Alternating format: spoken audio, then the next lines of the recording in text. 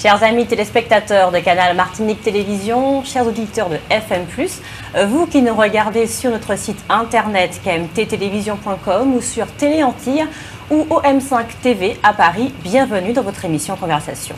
Aujourd'hui, nous allons parler d'innovation, de développement numérique, d'avenir, d'impression 3D, puisque je reçois aujourd'hui donc Estelle Hilaire et William Caster, fondateurs de Caraïbes 3D. Bonsoir. Bonsoir Catherine. Merci de me faire le plaisir d'être sur le plateau de Conversation. Merci à vous. Merci à vous. Merci. Alors pour ceux qui ne vous connaissent pas, est-ce que vous pouvez vous présenter honneur aux dames? Honneur aux dames, tout à fait. Donc je m'appelle Estelle Hilaire, j'ai 27 ans et donc je suis cofondatrice de Caraïbes 3D avec William. William Caster, 28 ans, récemment eu, Ouais. et aussi cofondateur de Caraïbes 3D. Vous êtes jeune pour avoir créé cette entreprise très très ambitieuse. Donc on va d'abord parler de votre parcours avant de rentrer dans les détails. Qu'est-ce que l'impression 3D et qu'est-ce que Caraïbes 3D? Alors Estelle, si tu peux un petit peu nous raconter qui tu es et comment tu en es arrivée à créer cette entreprise? Alors pour reprendre un petit peu mon parcours, donc je suis partie d'ici. Après mon baccalauréat, donc j'ai intégré la prépa à Bellevue, donc maths physique essentiellement. Et ensuite, je suis partie à Lyon où j'ai fait une école d'ingénieur. Donc, je suis devenue ingénieure biomédicale. Et en fait, en dernière année, j'ai eu la possibilité de faire un double diplôme. Donc, j'ai aussi obtenu un master en physique médicale qui m'a permis de poursuivre donc, en doctorat sur une thèse en traitement du signal et de l'image. Donc, pour raconter un petit peu ce que je faisais, il s'agissait en fait de reconstruire des images en 3D pour une nouvelle modalité d'imagerie qui s'apparente, on va dire, à la radiothérapie et qui permet de faire du contrôle de traitement de cancer avec une technique qui s'apparente à la radiothérapie. Donc, en gros, voilà, je m'amusais avec des algorithmes, des programmes, de la simulation, sympa, etc. Tout ça. C'était un travail très, très enrichissant et vraiment, en fait, comment j'en suis arrivée là, c'est que j'ai un grand intérêt dans tout ce qui est médical d'abord, et puis aussi tout ce qui est qui touche un peu à l'informatique, qui touche un peu à l'innovation et les nouvelles technologies. Mais pourquoi ce secteur t'intéresse autant? Pourquoi dès le départ tu as choisi d'évoluer dans ce domaine? Peut-être que c'est à cause de ma famille. Ouais. Il faut dire que ma mère, elle est dans le médical, son frère aussi. Et bon, ça m'a toujours intéressée, mais je voulais pas être docteur. Enfin, je voulais pas être médecin. Ouais. À la différence de docteur, maintenant je suis docteur du coup, mais je voulais pas être médecin. Et puis voilà, j'avais toujours eu un intérêt pour les machines, l'informatique, etc. Donc, ingénieur, ça semblait un bon compromis. Et dans ce domaine, c'était tout bénef, quoi. Super. Et toi, William? Pour ma part, c'est un petit copier-coller du parcours d'Estelle, mais plus axé mécanique. Donc du coup, j'ai aussi eu mon bac en Martinique, donc bac S au lycée Acajou 2. J'ai continué sur des classes préparatoires aux grandes écoles au lycée de Bellevue, donc toujours en scientifique.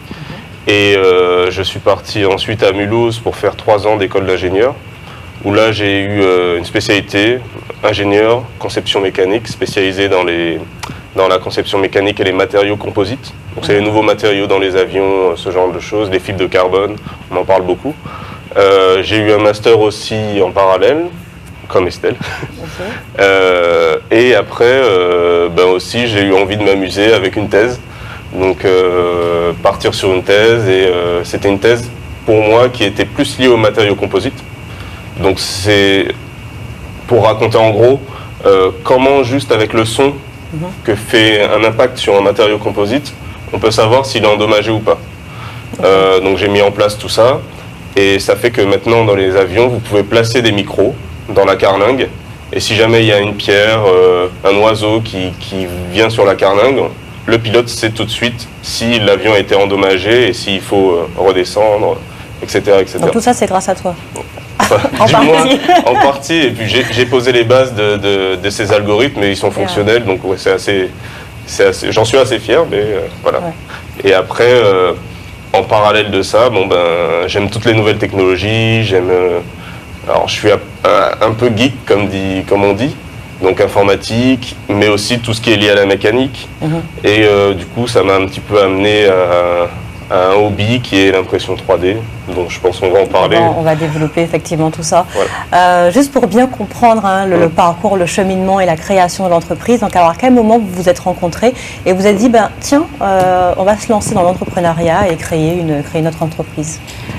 Finalement, ça fait un petit moment qu'on se connaît. Alors, on s'est pas connus en classe préparatoire parce qu'on avait, des parcours différents. On avait plutôt des parcours différents, on va dire ça comme ça.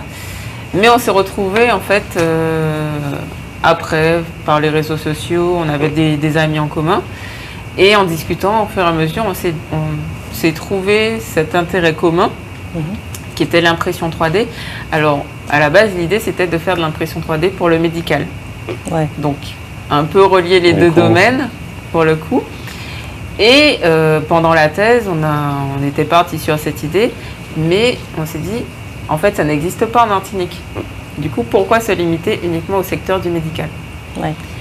Donc à ce moment-là, on a décidé de s'ouvrir à tous les secteurs, parce que vraiment l'impression 3D, ça fonctionne partout. Vraiment partout, dans tous les secteurs. Donc on s'est ouvert à ce moment-là. Et on est parti sur cette idée, on l'a développée, etc. Et après la thèse, mais vraiment, moi je suis restée 1 an après ma thèse en métropole, à commencer à monter les dossiers, business plan, à me renseigner, etc. Mûrir le projet. Pendant que William finissait la sienne.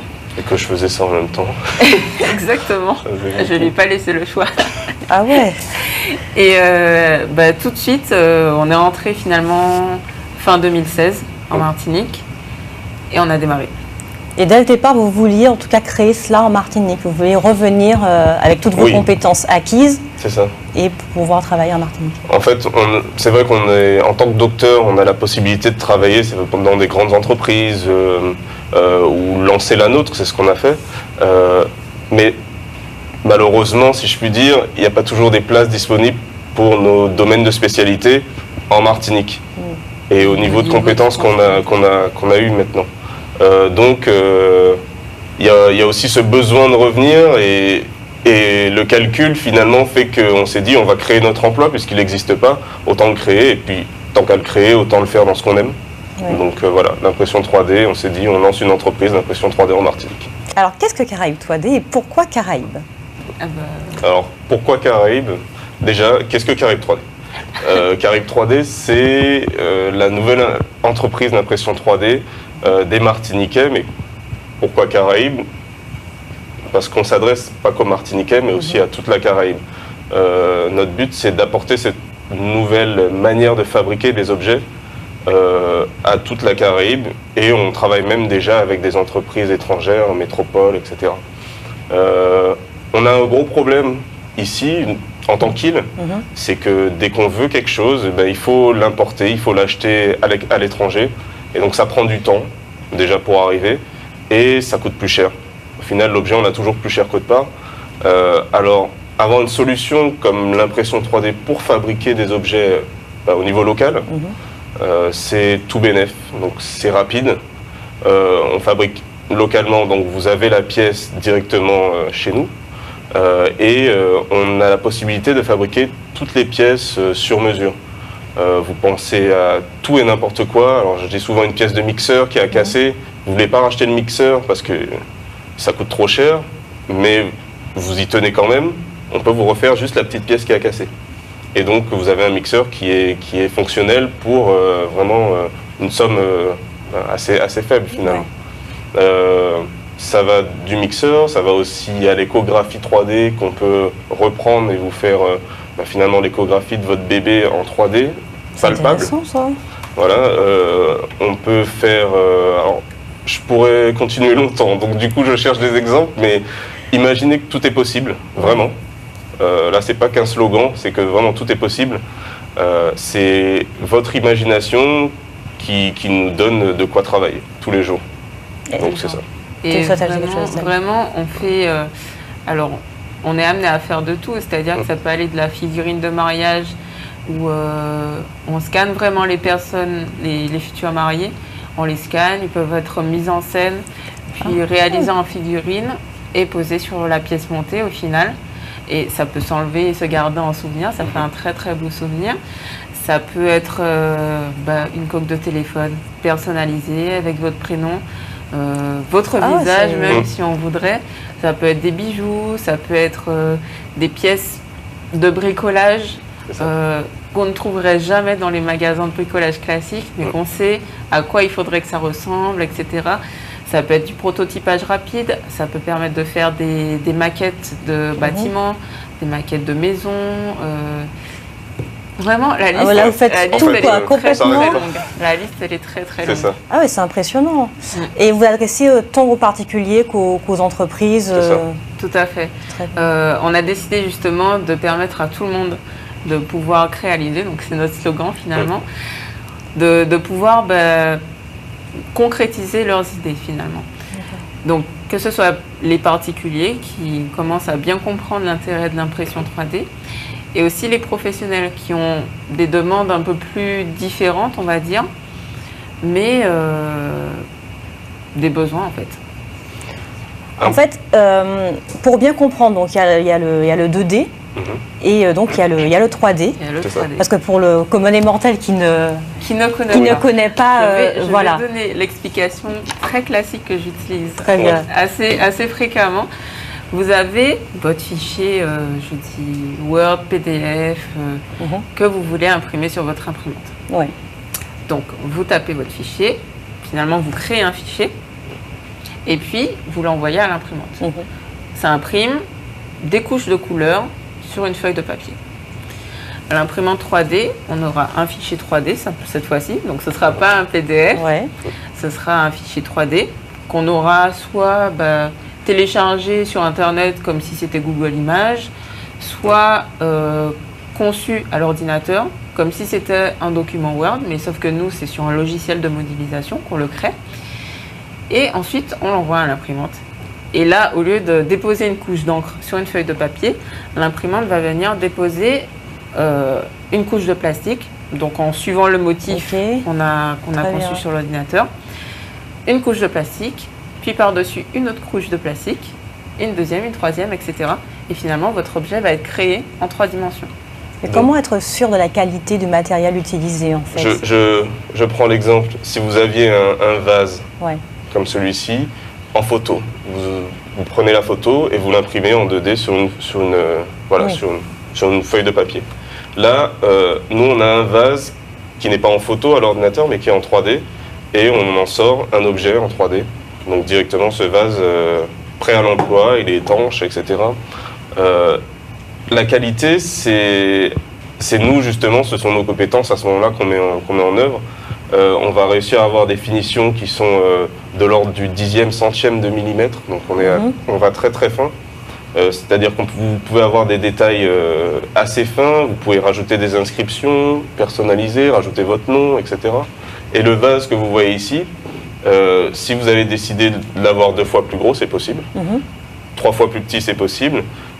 Un petit peu plus évasé ici, ou un peu tordu, comme vous voulez, on fait vraiment tout. Même avec une base comme celle-ci, on peut la modifier au désir de chacun. Donc en fait, vous faites de la création aussi, quoi. Vous ne faites pas que de la reproduction, mais de la création. Voilà, il y a les 2 aspects. Alors, est-ce que par exemple, soyons fous, alors je me lance, je sais pas, il y a un local à aménager, et puis je pense j'ai en tête, je sais pas, un exemple de banc que je vais mettre dans ce local, et je vous dis voilà comment je l'imagine, je le dessine, je vous le donne, et vous pouvez me le reproduire. C'est ça. Complètement. Exact. C'est sympa ça. C'est exactement ça. C'est finalement, vous avez une idée, vous venez chez nous et on vous la fait. On vous la fait et après elle est palpable, c'est-à-dire que c'est plus qu'un croquis sur une feuille de papier, c'est vraiment quelque chose que vous tenez en main. Alors, bien sûr, nos imprimantes ne nous permettent pas encore d'imprimer des maisons, d'imprimer ce genre de choses. Donc on a un volume qui est restreint, mais on a quand même jusqu'à 60 cm de haut, sur 30 cm de large, donc c'est quand même pas mal.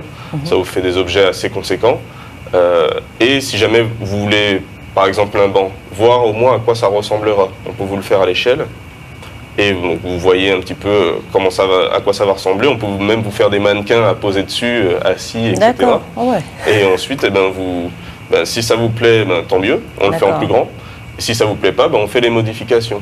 Et les modifications, finalement, c'est pas comme l'industrie traditionnelle où lorsque vous aurez une barre de fer à modifier parce que c'est pas la forme que vous vouliez, ça va vous prendre 2 semaines.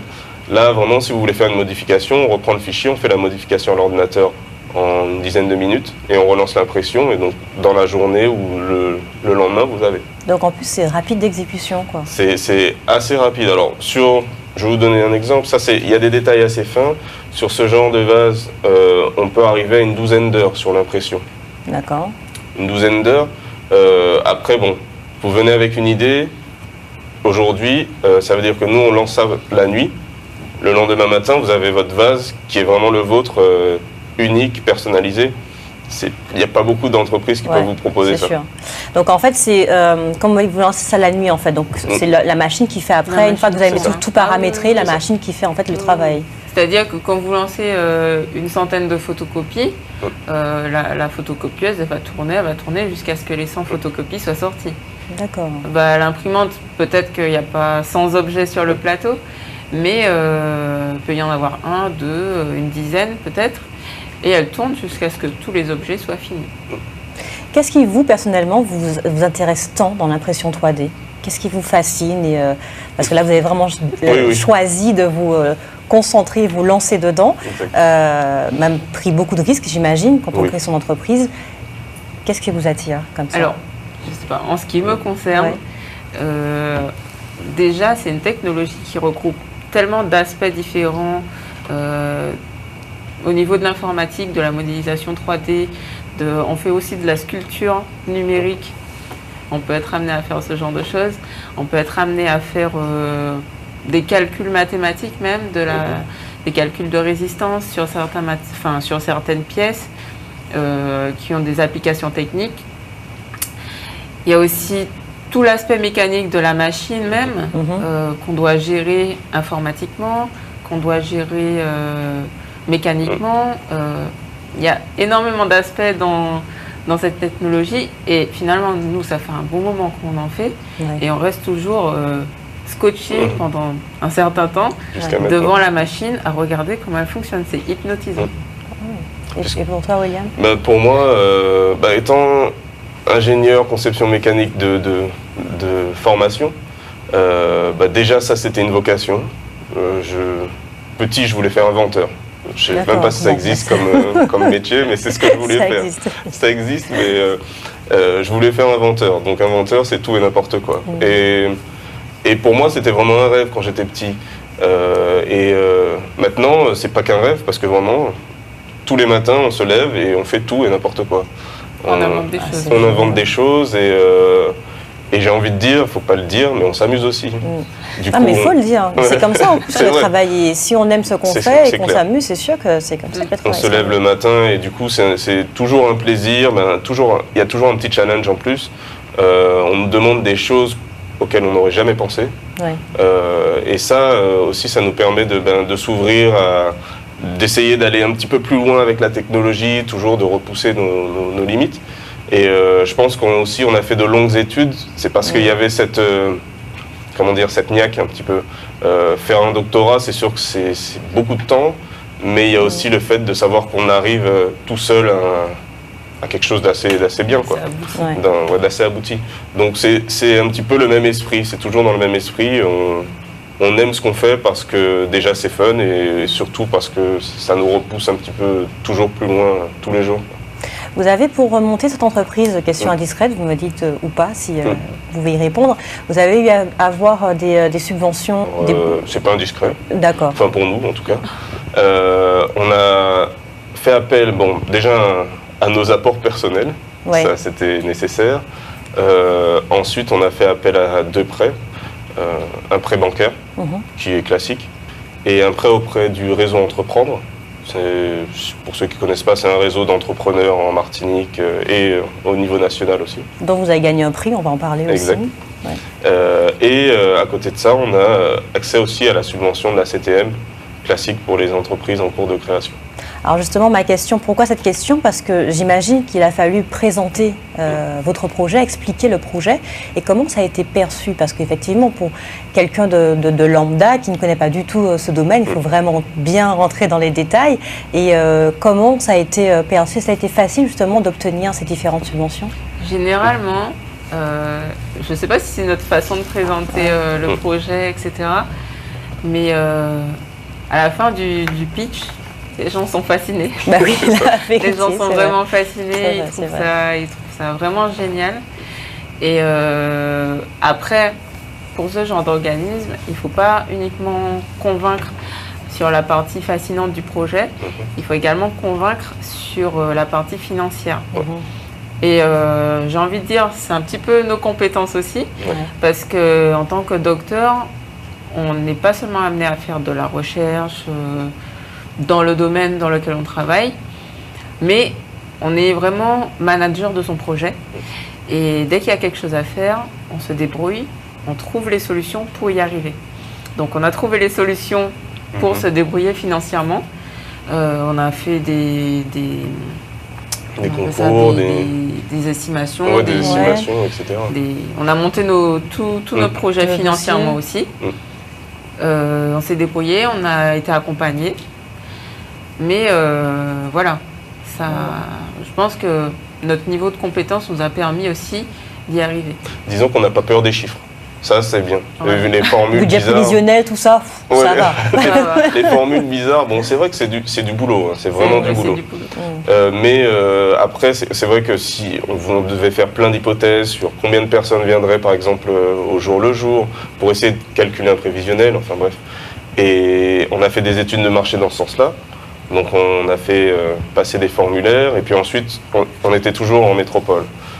Finalement on s'est dit on va pas réussir à avoir une vraie image de la Martinique.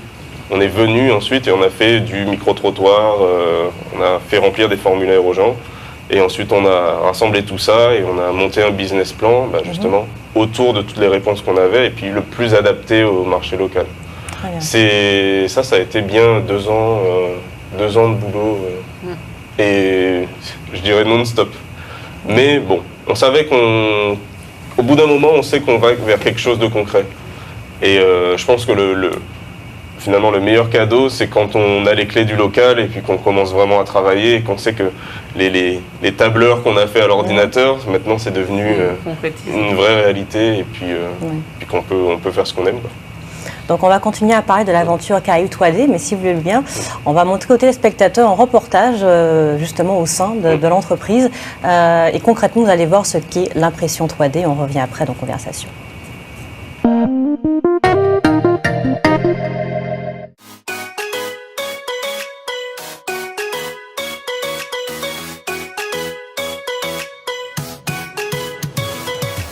Bonjour à tous, je m'appelle Estelle Hilaire, je suis co-gérante de la société Caraïbes 3D. Bonjour, je suis William Caster, gérant de Caraïbes 3D. Caraïbes 3D, c'est votre entreprise d'impression 3D en Martinique. On va pouvoir informatiquement créer un objet en 3 dimensions, que ce soit un prototype, un objet technique, un objet personnalisé. On va pouvoir également scanner des objets en 3 dimensions. Donc par exemple, vous avez un objet qui est cassé.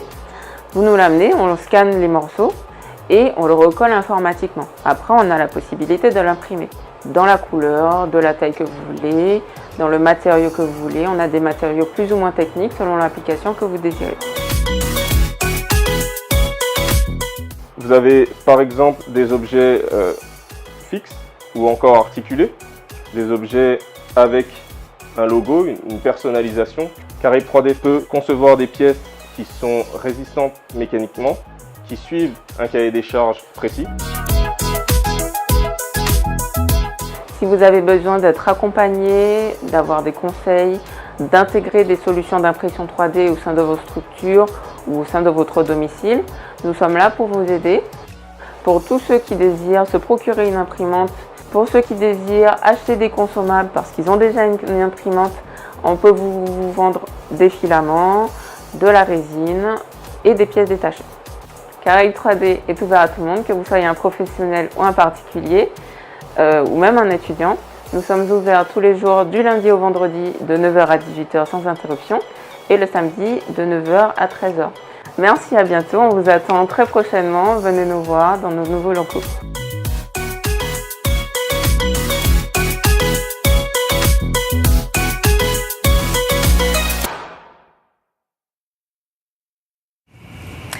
Donc je rappelle que je suis en compagnie de Estelle Hilaire et William Caster qui sont fondateurs de Caraïbes 3D.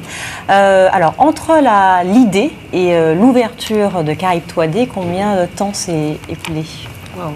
Entre l'idée, je pense qu'il y a au moins 3-4 ans, vraiment, entre l'idée et l'ouverture, parce qu'on était parti sur un premier projet, comme je l'ai dit tout à l'heure, c'était l'impression 3D pour le médical. Après, on est parti sur une structure un peu plus similaire à ce qui existe en métropole, qu'on appelle un Fab Lab. Donc, c'est un atelier de fabrication numérique, mais où chacun vient finalement avec son petit projet et a accès aux machines pour les réaliser. Et puis, on a changé d'idée. On s'est dit qu'on partait plutôt sur une entreprise, une agence d'impression 3D, c'est-à-dire que voilà, c'est du service. On propose un service de fabrication avec la conception, le scan, l'impression 3D, un service d'expertise où là on met vraiment en jeu nos compétences. On accompagne les entités, les organismes publics, privés à intégrer des solutions d'impression 3D. On les forme. Et puis on a un service de commerce. On vend, on loue des imprimantes et puis tous les consommables associés, parce qu'il faut savoir qu'ici il y a quand même des petits geeks qui s'y sont déjà intéressés. Qui s'y sont déjà intéressés. Pas qu'intéressés, mais même qui sont déjà lancés dans l'impression 3D. Et... Ça vous fait pas peur, ça? Parce que ça va créer une multitude de... Vraiment, à terme, en fait, l'idée c'est qu'on soit référent dans l'impression 3D. Dès qu'on pense impression 3D, on pense Caraïbes 3D. Et puis ça va se démocratiser de toute façon. Donc on est là pour amener la technologie, pour démocratiser la technologie. Ça va être comme le téléphone portable. Le smartphone, avant tout le monde allait à la cabine téléphonique, maintenant tout le monde a son smartphone. Et ben, ça sera pareil, tout le monde aura son imprimante 3D à la maison. Et ça va être une autre façon de penser, de fabriquer. Ça va mettre, on espère enfin, l'obsolescence programmée aussi. Et ça va être une autre façon de faire. Tu souhaites ajouter quelque chose, William? Non, pas particulièrement. Je dirais simplement que voilà, on avait des smartphones. On avait des smartphones et il y a les cabines téléphoniques maintenant. On les regarde d'un drôle d'air en disant mais qu'est-ce que c'est que ce truc et même, je pense que les plus jeunes ne J'ai montré ça à ma fille qui a 5 ans. Elle m'a dit mais c'est pas possible. C'était quoi ça? C'est pas à 5 ans. Donc, on s'en rend pas compte maintenant, mais dans 10-20 ans. Chacun aura une imprimante 3D parce qu'on aura oublié finalement, quand j'ai besoin de quelque chose, je vais l'acheter. On peut vraiment tout fabriquer avec ça. Donc si vous êtes un peu bricoleur, finalement nous on a beaucoup de particuliers qui viennent et qui bricolent, qui ont des pièces un peu spécifiques. D'habitude, je vais dans les magasins spécialisés, si je ne les trouve pas, je suis un peu embêté, je peux chercher sur internet. Mais... Parfois on rachète même tout l'ensemble. On rachète l'ensemble, exactement. Là, faut dire, notre famille a compris totalement, père, mère, etc. C'est-à-dire que s'il y a quelque chose à faire, j'ai un papa qui est un peu bricoleur, je lui fais les pièces dont il a besoin, sur mesure, et donc après avec les trous, les passages pour les vis, tout ce qu'il faut, il peut visser là-dedans, et c'est rigide, c'est vraiment des pièces qui vont tenir. C'est des pièces en plastique comme vous pouvez les retrouver dans vos magasins de bricolage, dans ce genre de choses, mais sur mesure. Sur mesure, et c'est-à-dire que ça peut même s'intégrer dans d'autres applications où on peut intégrer de l'électronique connectée, des choses comme ça dedans. On peut même penser à faire des assemblages complexes. On peut utiliser différents matériaux à base de plastique. Donc on a des matériaux vraiment très exotiques avec du bois. On a des matériaux, c'est-à-dire que ça s'imprime et c'est du bois, avec un certain pourcentage de plastique juste pour que ça s'imprime. Mais ça sent le bois, oui, c'est vraiment ça. Ça se travaille comme du bois après. On a des matériaux avec de la fibre de carbone, on a des matériaux compatibles pour le contact alimentaire, pour faire, je sais pas moi, des moules de chocolat, des emporte-pièces pour les pâtes de Noël. C'est impressionnant. On a toutes sortes de choses. Des matériaux flexibles, si vous avez besoin d'avoir des pieds amortissants pour un meuble par exemple, ou encore que vous voulez quelque chose, un porte-clés, mais que vous pourrez tordre dans tous les sens et qui ne se cassera pas. On a vraiment... Mais c'est vous qui proposez quel type de matériau qui sera adapté, ou c'est vous conseillez En fonction du besoin, en D'accord. fonction de l'objet, on propose ce qui serait le plus adapté. Par exemple, dans le nautisme, on sait qu'on va privilégier des matériaux qui vont être résistants aux UV, à cause du soleil, parce que ça se casse vite sinon, les plastiques, résistants aux UV, au sel marin, enfin, des matériaux qui sont plus techniques que ce qu'on utilise pour faire un vase, par exemple. D'accord, très Donc, bien. on a cette compétence-là où on peut orienter finalement le client sur ce qui lui conviendra le mieux. Alors, je ne sais pas si on va faire 40 minutes parce que j'ai un tas de questions à vous poser. Donc d'abord, vous êtes venu avec différents objets. Oui. Est-ce qu'on peut les montrer et puis en parler, ne serait-ce qu'au niveau des matériaux utilisés?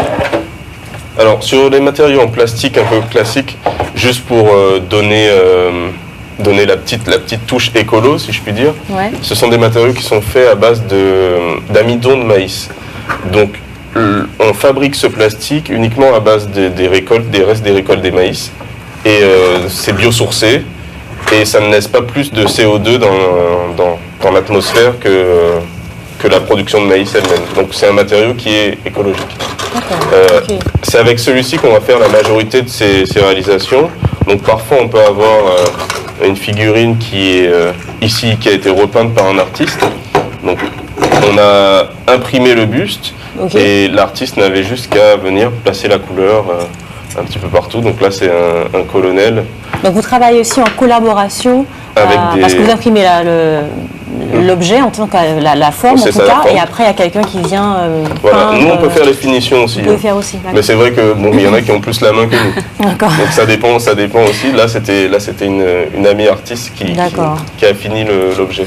Mais ça peut être une couronne. Alors ça c'était pour la galette des rois. Bon, on a vu un peu grand, mais c'est une couronne avec les différents bijoux, etc. Ça pour une tête assez... Pour la mienne, ça passe. Voilà, ça va. Et je te laisse montrer les restes. On a des objets... En fait, la plupart des objets qui sont là, ce sont des objets qu'on a récupérés sur Internet. Donc, comme je vous disais, il y a des banques de données d'objets plus ou moins marrants, plus ou moins sympas. On peut en créer nous-mêmes, bien sûr. Comme cette carte de la Martinique, en fait. Super. Donc, on a récupéré le contour de la carte. On a récupéré les routes et on a assemblé les deux pour créer la carte de la Martinique comme ça. On a des objets comme ça, ça peut servir comme photophore, porte-crayon, il y a toutes sortes d'utilisations. On a des objets comme ça qui sont estampillés avec notre logo. Donc on peut tout personnaliser. Et cet objet est imprimé en une seule fois, comme ça, dans ce sens, et est directement mobile. Ça, c'est un exemple. Il est indémontable. Hein. Ça, c'est un deuxième exemple. Ce roulement à billes, imprimé en une fois, fonctionnel, indémontable, et très résistant, parce qu'il n'y a aucun problème. On peut imprimer aussi directement en couleur. Donc ça, c'est un objet qui n'a pas été peint. Il a été directement imprimé en couleur. Donc c'est un plastique un peu plus spécial qui absorbe l'encre. Et c'est indélavable. Il n'y a aucun problème. Et puis, il y a des objets, des instruments de musique. Donc moi, je ne sais pas en jouer. C'est William qui saura faire. Même instrument de musique. Cet objet-là, c'est un ocarina.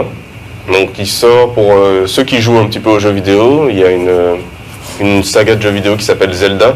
Et c'est l'ocarina qui est utilisé dans le jeu par le personnage principal. Et il est fonctionnel. Je ne sais pas en jouer. Mais vous pouvez reproduire même des instruments de musique? Oui, celui-ci est imprimé, ça s'est imprimé comme ça, debout. Et c'est sorti comme ça, et on le prend et on commence à en jouer. Il n'y a pas de finition particulière, donc nous on a juste peint un petit peu pour l'aspect bois, etc. Mais il n'y a pas plus de finition à faire, c'est directement utilisable. Donc si on veut faire des flûtes, des instruments à vent un peu insolites, c'est comme je disais, hein, tout est possible. vraiment, c'est ça. Tout est possible. Avec combien de types de matériaux que vous travaillez? On en a une bonne vingtaine, je pense, déjà en stock, si je puis dire. Des matériaux flexibles, alors plus ou moins flexibles, comme je disais tout à l'heure. Si vous voulez quelque chose qui se tord dans tous les sens, c'est possible, mais si vous voulez quelque chose qui soit juste flexible sans rompre, c'est aussi possible, donc un peu plus dur. On a des matériaux type bois, dont Estelle parlait. On a des matériaux en fibre de carbone, où là, ça va être plus intéressant pour la résistance technique de la pièce. Donc ça peut remplacer des pièces métalliques. On a des matériaux qui sont résistants à la haute température, qu'on pourra mettre par exemple pas dans le four, mais par exemple des poignées, comment on dit ça, des boutons de four, etc., où ça peut monter jusqu'à 110 degrés. On a beaucoup d'autres matériaux, des matériaux bois, et quand on a dit des matériaux bois, c'est pas un seul, on a des essences différentes, coco, ébène, cèdre, pin, liège, avec olivier aussi, avec à chaque fois l'essence et l'odeur du bois original. J'en oublie plein. Contact alimentaire. Au contact alimentaire, compatible contact alimentaire. Et sur chacun des matériaux, ce qu'on aura aussi, c'est une gamme de couleurs. Là, on a du rose, mais vous avez du rouge, etc. Et grâce à l'imprimante couleur, on peut aussi faire la couleur que vous voulez directement. Alors, si je peux rajouter ce type d'impression, par exemple, si vous venez au local, on a la possibilité de vous scanner. Alors, ce que j'appelle scanner, c'est prendre une photo de vous en 3 dimensions. Vous venez, on passe autour de vous avec un scanner, c'est sans contact, et on a une image de vous avec vos vêtements, etc., et aussi la couleur. D'accord. Donc si mon kiff c'est d'avoir une statue de moi dans mon salon, j'ai ma statue de moi, quoi. Voilà. Okay. Tu as tout compris. Après, on te réimprime à hauteur un petit peu plus petite quand même. Ouais. Mais avec exactement la même robe, exactement les mêmes couleurs de vêtements. C'est impressionnant. On peut faire des grands bras musclés. C'est ça. On peut faire grossir la tête pour un peu les plus mégalos. Ouais. Voilà. Mais tout est possible. On arrive à aussi modifier l'existant. Au niveau des dimensions, donc alors, puisque tu disais qu'on peut pas faire, pour le moment vous ne pouvez pas faire des choses extrêmement grandes, quoi. C'est à partir de quelle taille, de quelle taille à quelle taille à peu près? On fait du très petit jusqu'au très grand. Alors, le maximum c'était 60 cm, c'est-à-dire qu'on peut imprimer une pièce en une fois qui va jusqu'à 60 cm de haut, 30 cm de large. Donc 60 cm c'est à peu près ça. Mais il faut imaginer qu'on peut prévoir un assemblage. Donc si on veut faire une statue à taille réelle, c'est possible. On va imprimer plusieurs pièces de 60 cm, donc une partie de jambe et ensuite la partie inférieure. Et on prévoit aussi tout ce qui est nécessaire à l'assemblage des pièces. Pourquoi pas même imaginer quelque chose, un assemblage, mobile. Donc pour changer une pose et faire un mannequin. Alors il y a des mannequins, par exemple si vous êtes dans l'art, on fait souvent des fois du nu. On va faire appel à des mannequins pour venir poser, et donc on a plusieurs étudiants qui vont venir peindre du nu. On change de pose au fur et à mesure, ce qui fait que celui qui n'a pas fini de peindre la dernière pose est un petit peu lésé par rapport aux autres, etc. Et le mannequin part au bout d'un certain moment. Ça, vous l'imprimez en plusieurs exemplaires pour chacun de vos étudiants. C'est un nu un petit peu stylisé. Vous avez les ombres qui tombent sur le corps, etc. Vous pouvez modifier, mettre une autre lumière, et donc chacun va avoir le temps de travailler ce dont il a besoin, corriger les défauts dans chacun de ses dessins, etc. Et donc ça fait qu'on gagne du temps et de l'argent. Et ça peut être appliqué dans tous les domaines. Alors juste par curiosité, parce que j'imagine que c'est la question qui brûle les lèvres des téléspectateurs, donc on n'est pas là non plus pour faire la publicité de Caraïbes Toilette, c'est pas ça, c'est plus pour encourager en tout cas cette initiative et ce projet complètement innovant. Au niveau du tarif, on se situe comment? Est-ce que, parce que quand vous me parlez de ça, je vois machine, je dis bon ok, c'est bien sympa, mais voilà, ça va me revenir un peu cher tout ça. Comment ça se passe concrètement? Alors, tout ce qui est conception, scan, c'est facturé autant. Donc finalement, plus on passe de temps dessus, plus c'est cher. D'accord. Tout ce qui est impression 3D simple, c'est facturé au poids. Ok. Donc plus c'est long, plus c'est cher. D'accord, complètement abordable. Ça reste abordable, surtout quand on est dans l'esprit de réparation. Vous venez avec une pièce cassée, en général, on va vous la faire, je sais pas, au quart, au cinquième du prix de l'appareil qui est cassé, qui ne fonctionne plus du moins. Ça veut dire que vous n'avez pas besoin de racheter cet appareil et vous gagnez vraiment de l'argent. Et on pense aussi, alors on a eu dernièrement une pièce de filtre à air de moto où il y avait les charnières qui étaient cassées, donc les points d'accroche à la moto, plutôt que de refaire toute la pièce. Qui reste fonctionnel au final. Puisque le reste de la pièce était bon. Juste les charnières étaient cassées. Donc c'est Estelle qui s'en est chargée. Elle a refait juste les charnières et on a travaillé un assemblage sur l'existant de manière à baisser le prix pour le client, de refaire que le nécessaire pour qu'il puisse réutiliser sa pièce et avoir... Finalement, c'est fixé dessus. Voilà. Et ça tient bien. Et ça tient. Très Ça bien. tient. Donc du coup, on pense aussi à user le moins de plastique que possible. On pense à utiliser déjà un plastique qui est bio, écolo, et en utiliser le moins que possible. Non pas pour... c'est pas aussi que pour faire des économies, mais c'est aussi pour la planète. Pour l'écologie. Pour l'écologie. Par exemple, la majorité des éléments comme ça vont être creux. Et si vous voulez vraiment avoir un poids à l'intérieur, nous on a imprimé toute la coque extérieure en plastique, donc c'est rigide, il n'y a pas de souci, mais ça sonne creux.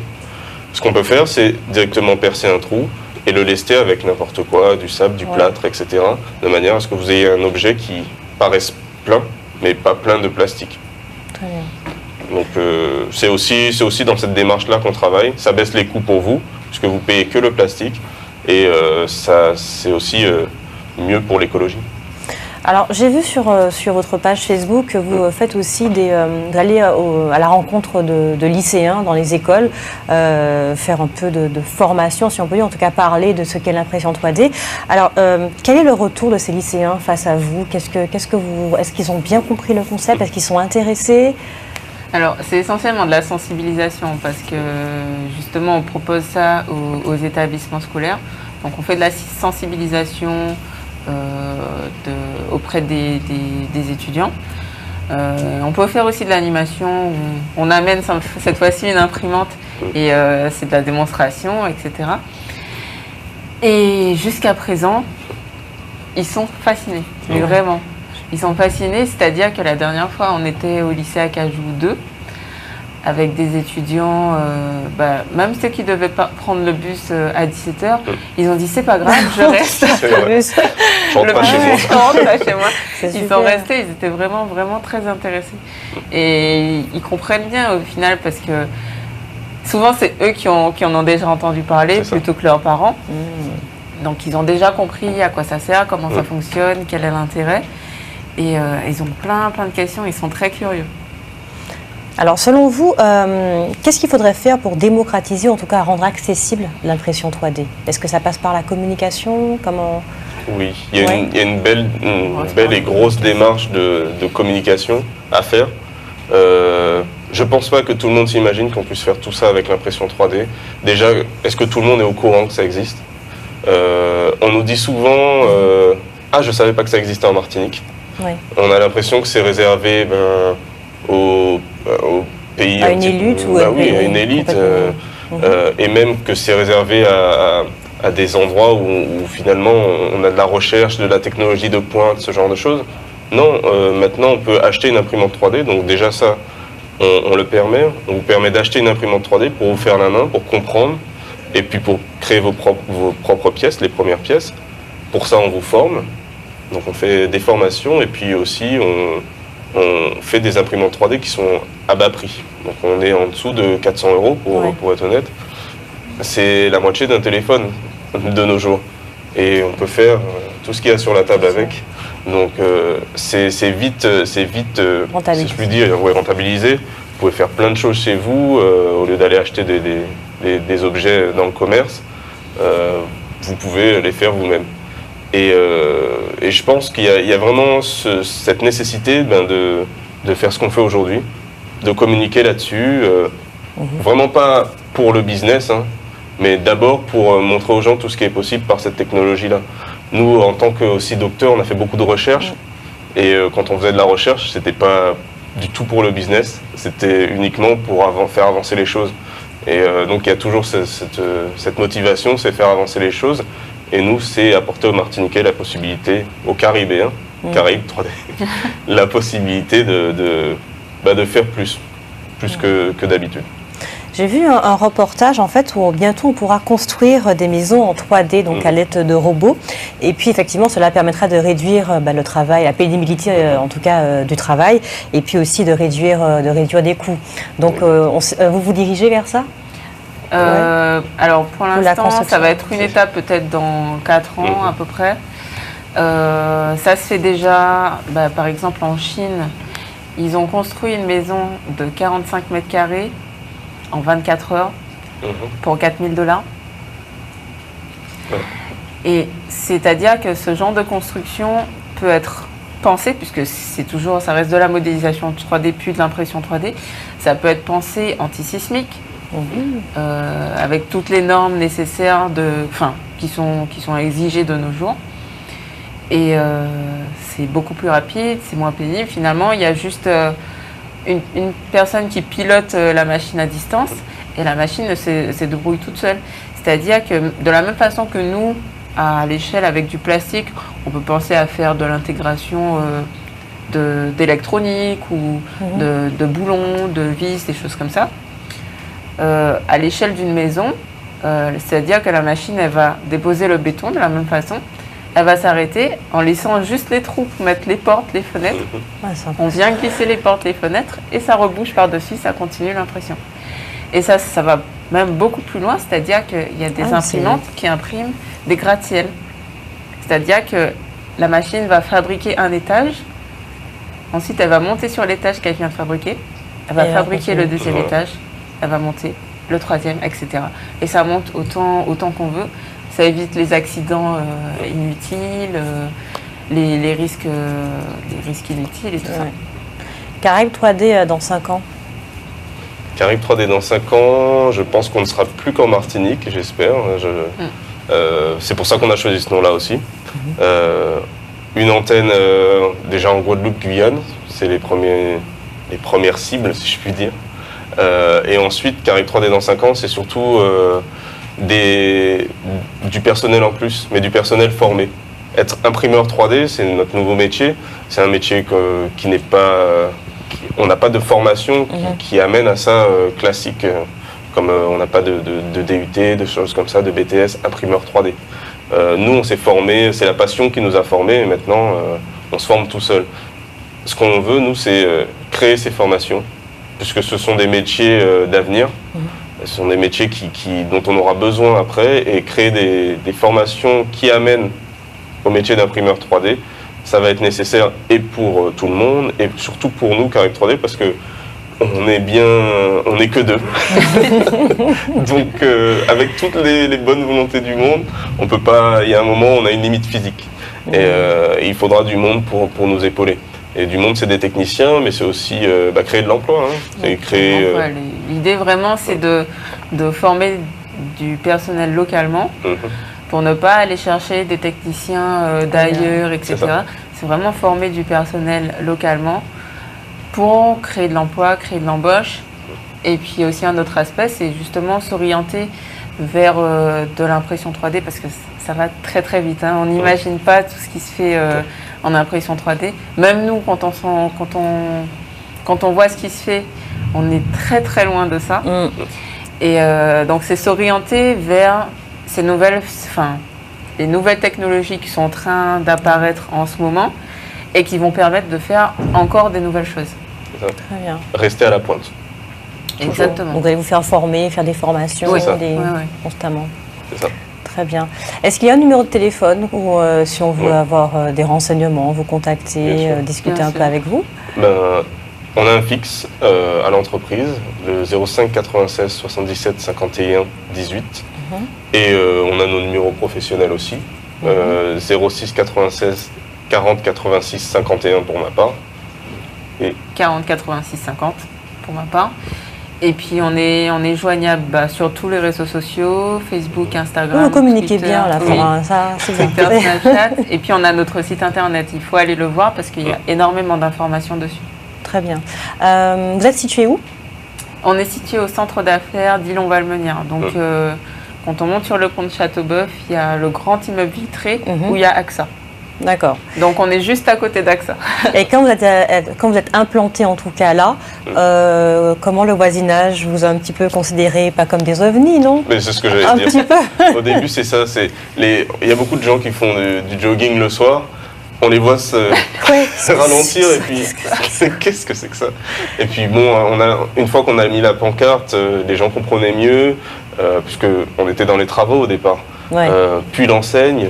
On était beaucoup plus visible. Et en fait, c'est vrai que de l'extérieur, ce qu'on voit, c'est ça. Ce qu'on voit dans nos vitrines, c'est des objets. C'est le showroom d'objets, en fait. On ne comprend pas, en fait. On se dit, mais qu'est-ce qu'ils font? Enfin, c'est des gens qui s'amusent à faire des objets de toutes les couleurs. Qu'est-ce que c'est exactement? Et une fois qu'on est rentré, on vous explique ce qu'on a fait aujourd'hui. On vous montre les imprimantes, etc. Et en général, j'avoue que les gens reviennent avec une pièce cassée, ou quelque chose, juste un concept. Ça peut être un cadeau pour un départ en retraite, des cadeaux commerciaux. Enfin, il y a énormément de choses à faire. Généralement, les gens, il y a même des gens qui viennent en fait, qui sont pas sûrs d'avoir compris exactement l'intérêt. Donc ils demandent des explications. Et une fois qu'ils ont compris, ils disent bon. Alors, j'ai ça à faire.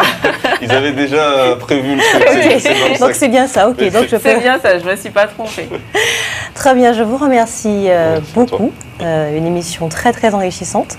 Et puis, pour finir, si vous souhaitez rajouter quelque chose, une question que je ne vous ai pas posée, à laquelle vous auriez souhaité répondre, c'est le moment. N'hésitez pas. Et vraiment, n'hésitez pas à nous confier des challenges, vos idées.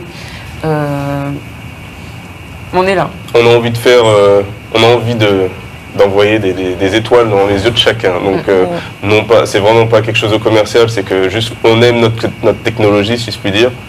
Il faut qu'on la diffuse et il faut qu'on fasse des choses grandioses avec. On peut le faire en Martinique. Donc il faut se dire qu'on est deux Martiniquais. On est revenus pour valoriser nos compétences en Martinique, pour faire savoir qu'en Martinique, on sait faire des choses. On sait amener de l'innovation, du numérique, de la nouvelle technologie. Et ça fonctionne, ça permet de faire énormément de choses. Donc, il n'y a plus qu'à. Merci à vous. Merci à toi. Bonne continuation. Merci. Et puis je vais emmener, enfin je sais déjà ce que je vais emmener. C'est bien. Ça va. Très bien, merci. Merci. Chers amis téléspectateurs de Canal Martinique Télévision, j'espère que vous avez apprécié cette conversation. Donc je rappelle que j'ai reçu Estelle Hilaire et William Caster qui sont fondateurs de Caraïbes 3D.